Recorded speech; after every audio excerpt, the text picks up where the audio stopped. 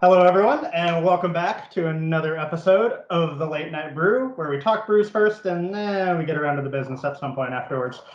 I'm Robert Buktenica, affectionately known as Buck, and tonight on the show with me is Samer Haque, and we are going to be discussing archive migrations because everybody's a digital hoarder, whether or not they admit it.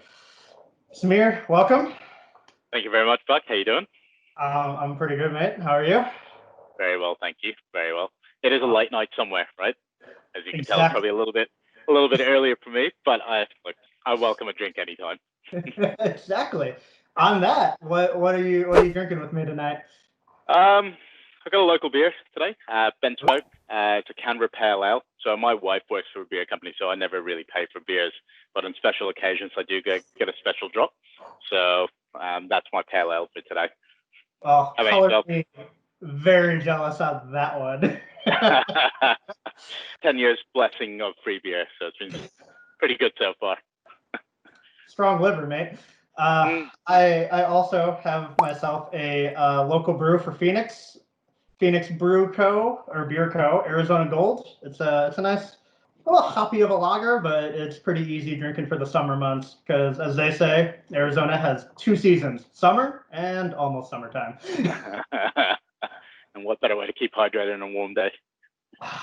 I would say the only thing better is a Rattler, but that's only because you can drink it from the moment you wake up to the moment you go to sleep and probably not get drunk. 2.5%. What are you going to do? Yeah. You know? Exactly. Maintain the buzz. Love it. Exactly. You get to a level and you just stay there, and hey, life's good. You know, you got that creative peak. All right. Let's get on to what people were here for. They're not here for my charming self. So archive migrations. Obviously, this is a really broad one, but given what Insentra does, what we do, moving into Office 365, whether it's Exchange, SharePoint, OneDrive, whatever the especially Exchange, the driver is, they have this third-party archiving platform. What's their options to do with that? It's an interesting one. So absolutely, something that from an Insentra perspective, we've been doing for some time now. As a business, we've been, 10 years old now, been doing migrations for over 9 of them. Yeah, with the way the world's kind of gone with cloud-first type of solutions coming up, a lot of organizations having moved into 365 but thinking about it. You're right, I've got these legacy archive platforms. What are their options? Pretty much when you kind of look at it, it's the binary question that they can ask is, do we move it or do we not move it, right? And Right. if they move it, then absolutely it's a discussion about migrating to 365 and how to do it and what makes most sense for organizations. And where it comes to organizations who think, actually, no, we're not going to move it, then it becomes, okay, if we're not going to move it, how are we going to maintain it? How are users going to access it? And so forth. So those are a couple of things that, early days organizations will need to start kind of considering. So, I mean, on the considerations, that's a great point. How's the user impact going to be? I mean, does it integrate with that new Pro Plus potentially? What other kind of considerations should they be digging into when they're beginning to look at this? Yeah. So, let's face it, 365 low-hanging fruit is live mail, right? And I know you and I have both kind of been in the space long enough to know as soon as you tell users you're going to move their mailbox, they're going to be the first ones to look out for an issue, right? So when you're moving into 365, it's a transformation project. So a lot of the archiving platforms, the way they work is they have a stub or a shortcut that it's the way the archiving platform kind of manages Exchange storage, right? And it's clever that way and it works well. But in 365, technically, a lot of the vendors don't support shortcuts in 365, nor does Microsoft, right? So now the question becomes, when you are moving the mailbox, how are the users going to access it, right? Is that going to be a big problem if they can't access it through 365 and they have to go through some other portal, right? Other things to consider is you've got a whole bunch of data that also belongs to users that have left the organization. Is that required? How do we move it up? What do we need to think about from a licensing perspective? And the big one is the 2 reasons why people archive. One is Exchange storage, and the other big one is compliance, right? E-discovery, making sure that they've got a copy of an email that they can search and they can hand over to legal people when required. Now, when you're doing something like that, how do you move that into 365 as well? So those are things that early days that people should really think about and consider. Definitely. And the difference in archiving between 365 and a legacy platform, like you said, storage with the E3, E5 plan, you get what amounts to, Microsoft calls it unlimited storage. I'm sure someone's going to hit that limit where they go, okay, and they'll become a real storage limit. But until then, it's effectively unlimited. But that changes a lot of mindset for people, because all of a sudden it's not just, well, I have to send it off. It's, hey, I have it here in my archive that's connected to my mailbox anytime I'm live. Now, it's all well and great to talk about live active data, but what about the inactive users with how do you handle touching on that? Because I'm sure that, especially with journaling programs and archiving, there's a lot of data concerning people who have left the company. Yeah. And ultimately, like from a technical perspective, yes, we can move the data into 365, but it becomes a business decision, right? There are different things that they need to consider. One, do we really need the data for the inactive users? Active users, yeah, makes a lot of sense because we want to make sure that they have that enriched user experience now that they're moved into 365. From an inactive perspective, the reason I say it's a business decision whether or not to move it is why they have it to begin with and why they continue to hold on to it. In terms of moving it, when they are moving into 365, now Microsoft's moved the whole goalpost when it comes to compliance now with 365, right? With the E3s, E5s, you get either legal hold, litigation hold, or retention policy, whichever flavor you want to choose. Effectively, a padlock on a mailbox and keep all your data forever, right? Up until the retention expires. To be able to move inactive users into 365 in a manner that is compliant with, Microsoft Services Agreement, those mailboxes need to be licensed. So all of a sudden now you're moving mailboxes into 365 that, from a licensing perspective, you may not have considered. Those are some things that they are the points that we discuss with customers early on, so that they don't get through halfway through a transformation project and go, oh no, we need to move this and it's going to cost us a lot more. It's a lot more of a journey with them so that they can really kind of think of all these things beforehand.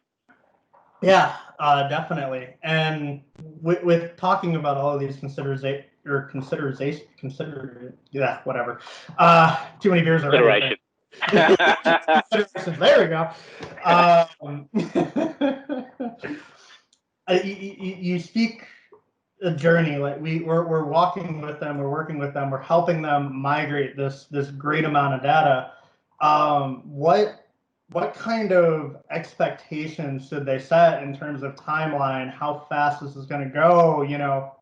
Because both of us know well of as soon as you sign on the dotted line, they expect it there. And yep. Why is it there already? Yeah, and it's quite funny, and it's something that I talk to customers both before, doing pre-sales and whilst, they're going through their journey. Yes, data can be migrated pretty quickly, right? Just to put things out there, when it comes to migrations, you have three bottlenecks in terms of archive migration. You have 365, which is throttling. Yep. Which is throttling, so which can be worked around with Microsoft. The other bottleneck is pipe. How big is your pipe? If it's big enough to push data through, then we can push it up very quickly. And then underlying storage is the other one, right? Just to put things out there, typically we look at anywhere between 1 to 2 terabytes a day, and we've hit peaks of 7 terabytes a day on a consistent level in terms of moving data. Now, you say that to a customer, they go, okay, cool, 2 terabytes, and I've got 50 terabytes, 25 days to migrate. Doesn't unfortunately work like that. You know that, right? I mean, come on, you said Exactly. Well, I mean, and back to what I was alluding to earlier, it's a transformation project. So all of a sudden, there are all these other variables that are being chucked into the pot that you need to consider, right? First thing, how many mailboxes are you going to be able to move in a wave, right? And that's determined by how many phone calls your help desk is going to be able to withstand if something were to go wrong. Right? And so when you start breaking it down that way, you realize that it's not the archive migration typically that slows things down or is the bottleneck in the whole process, is the ability for the organization to handle the change, right? So this is what I was kind of talking about in terms of considerations. We take customers through this journey because effectively the data moving part happens, And the reason projects are successful is not because of the way we move the data, it's all the planning we did beforehand, right? And that's the thing. All the things around, what are we wanting the users to experience is really going to what drives the success of the project. So when people ask me how long is it going to take, it all depends. Depends on what they want to do. Good. Yeah, no, it's always in the exchange migration world, it's how many if 10% outright fail, can you handle that number all calling at once because their outlook's broken? That kind of thinking of, we don't expect 10% to fail, but 10% is a really good number to say, if it hit the fan, can you handle 10%? And it shouldn't, because that's what pilots are for. But speaking on migrating and user experience and support, is the archive migration concurrent with the mailbox migration? So does the mailbox get migrated and the archive gets put in, or can the archive get created before and just start slamming data in before the mailbox gets up there? Yeah, very, very good question. So one of the guys, Sam Haque, actually wrote a blog about this, which I think we might need to insert here as well.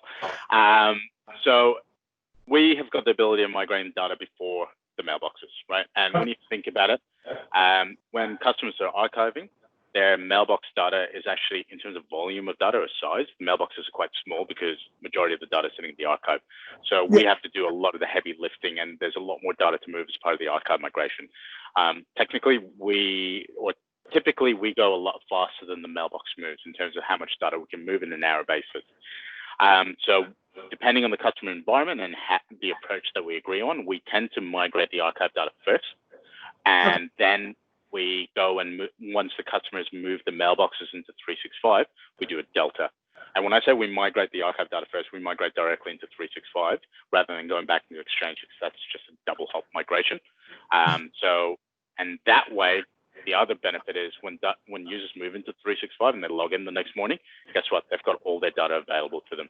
So it's one of those things where we kind of think about approaches with end user experience first, or business success criteria, and then we kind of develop it that way.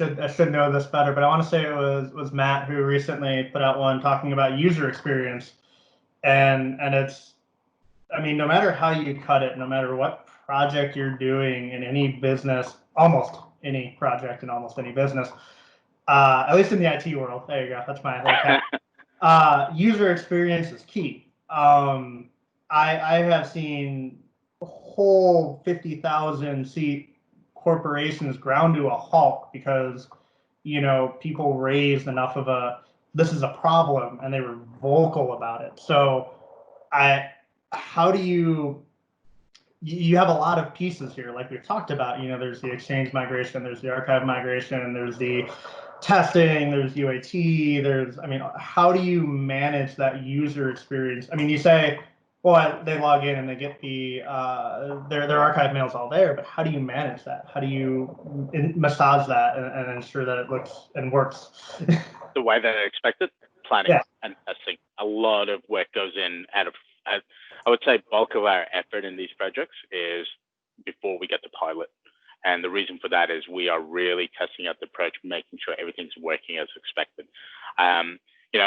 You've done it in transformation projects. You have a roundtable discussion around how a migration is going to do without even knowing what's underneath the hood in an environment. And then you start doing something, oh, right, this is not going to work because of all these variables. So all of a sudden you've got to tweak the approach. But the thing is, that whole journey, you need to make sure customers are engaged along the way, because they need to be aware of it. They need to buy into it as well, because ultimately they're the ones who need to manage the user expectation, right? The whole chain. Their users. Yeah, they should know what would set them off.